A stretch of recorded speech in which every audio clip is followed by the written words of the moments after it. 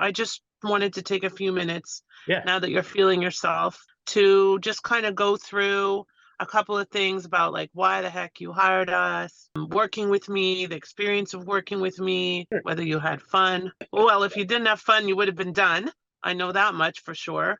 And just some. I'd love you to just kind of give us some of your feedback about what made you, Glen Sutherland, choose to work with me over all the other people that were vying for your business, and why you would choose to work with me again because of the relationship that we built. And really, at the end of the day, that's what my business is all about, is relationships, and what you've built with your podcast and your now amazing following on Facebook. I mean, I think you get 25 new people a day. Something like that. Yeah, it's growing pretty quick. Yeah, you're an influencer, Glenn, and you didn't really plan on that, did you? No, not at all. So just some feedback about, again, like, we've known each other for several years. Sure. Originally, you were going to use a different lawyer. Why did you end up coming to me, knowing that I was going to look after your family and you, Yeah, and just the comfort level, and, just some general feedbacks, even if it's just a couple of minutes, okay? sure. Yeah, I'll do my best.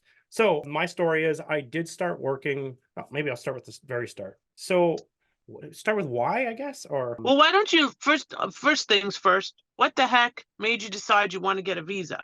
yeah. So originally I wanted a visa for investing in the United States, and not the way most people think. They think that whenever you get a visa that the intention is to go live in the United States, which is Yep, the intention for a lot of people. But for me, correct. my intention wasn't to live in the United States. And No. originally my intention was in order to get into US lending. Like I'm doing a lot of projects, 40, 50 projects a year or houses a year. And it made sense to spend the money in order to get the investments, right? And it doesn't mean that you need to be doing that kind of volume in order to do this, but you'll see that the interest rates are going to be much lower.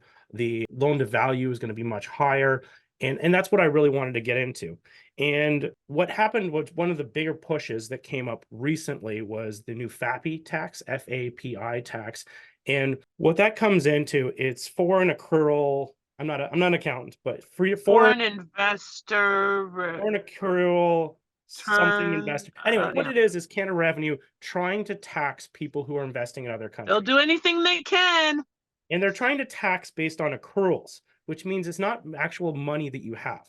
So what you want to do is bring the money back to Canada as active income. And if you bring it back as passive income, the taxes are higher, which seems backwards to a lot of people because they think about active income as 9 to 5 income or T4 or W2 income, but it's different. It's different when you're talking about corporations. So to get into the lower tax brackets for your corporations, what you want to be doing is charging active income. What the argument that Canada Revenue may pose to you is how are you actively investing in the United States if you don't have a visa? How can you say you are an active investor, but you're not legally allowed to work in the United States? It doesn't make sense. So the FAPI tax, the investment Lending. opportunities or the lending opportunities that come up were some of the big ones. It's also crossing the border. You don't have as Yep. many questions. Sometimes Nope. they've asked me to, prove that I've paid taxes to the IRS to make sure I'm not doing something illegal. If I'm going to talk at a conference, a lot of times they'll come up like, are you getting paid? And you want to be honest when you're crossing these people. If you are getting paid, you want to be able to say you're getting paid and then not have to go through the whole part of going, are you paying your taxes? Just flip to a different page in your passport. I have an active visa and I am paying taxes. Yeah.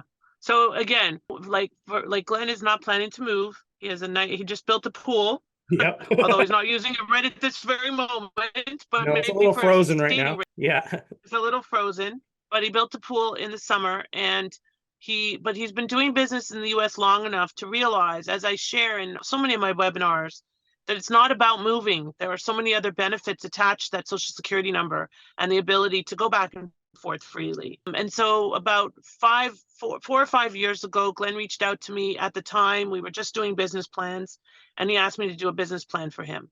We did a business plan, and it sat on the shelf for quite some time. And I didn't push because I figured Glenn was up to different things. And then COVID happened and nobody was really, pushing for this. And then COVID ended and Glenn said, okay, I'm kind of frustrated with my lawyer.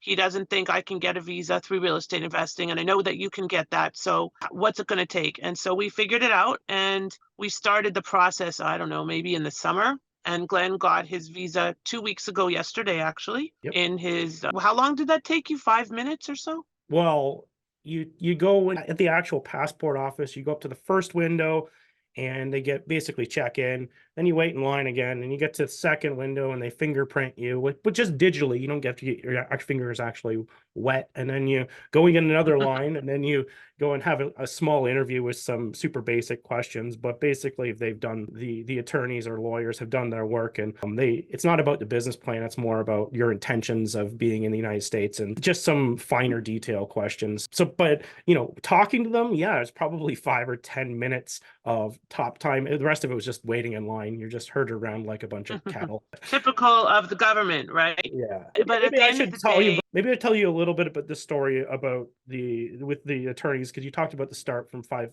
years ago. And yeah, yes, I was working with a different attorney. And this is the difference of service you'll get from different attorneys. So the original attorney, what they do is they hand you a booklet of like, I don't know, 100 pages of things to complete and things to go through this. And if you're like me, you're not an attorney. What they wanted to do basically was it was much cheaper, but it was because we weren't getting anything. Maybe I shouldn't say much cheaper. It was cheaper. And they were expecting me to do everything. And all it the work, right? weeks and weeks worth of work. It involved a lot of complicated stuff. It involved me getting my own business plan. It involved me doing everything. And no help, no hand holding, no anything to do with this. It was just read these 100 pages, talk to all these people, fill all this stuff out, do it all yourself.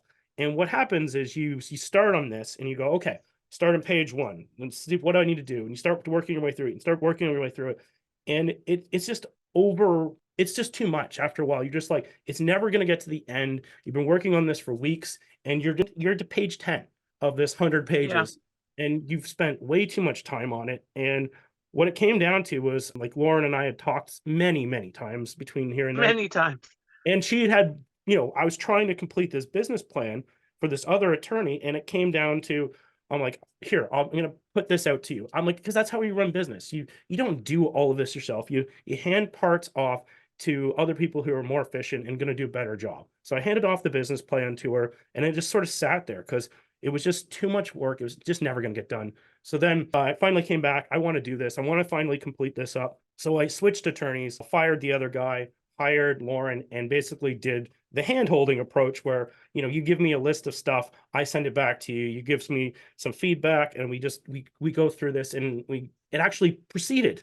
And when we actually started coming back, it was, I don't know, 3-4 months, and we were done. Yeah, not long. In my hand. Yeah. And it took the 6 weeks of that was just, well, we had to deal with some stuff with financials and making sure that the funds were in the proper bank accounts because Glenn moves a lot of money and does a lot of transactions. And then some of it was just waiting on the interview because you want to make sure everything's in place before you apply for that. But it went very quickly. And was it November 30th, right? The week after Thanksgiving.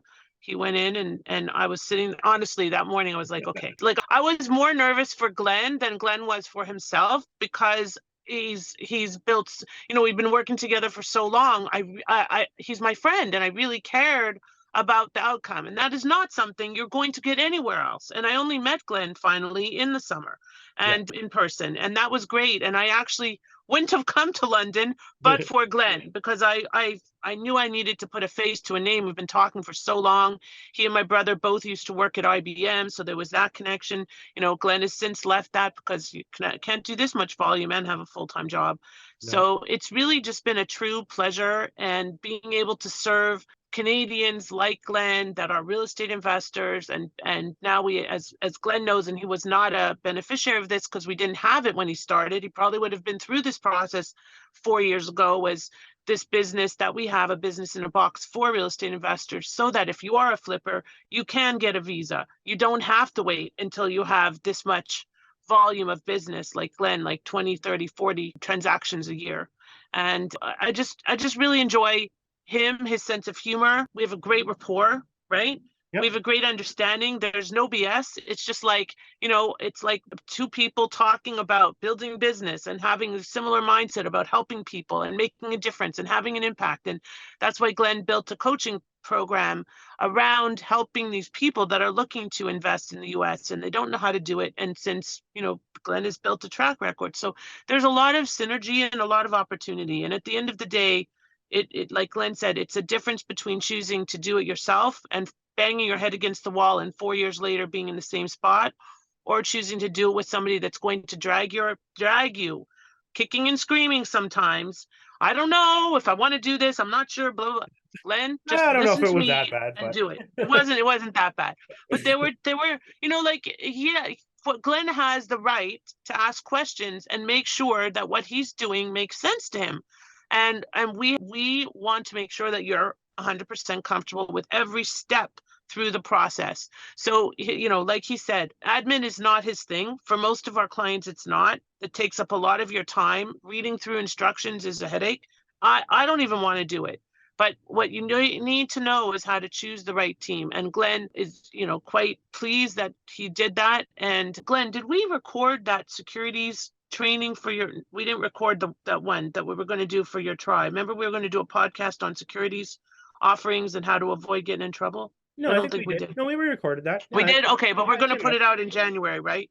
I think it's out, isn't it? Oh, I don't know. If it's, please send it to me because I don't have a copy of it. So I'd love to post that. Okay.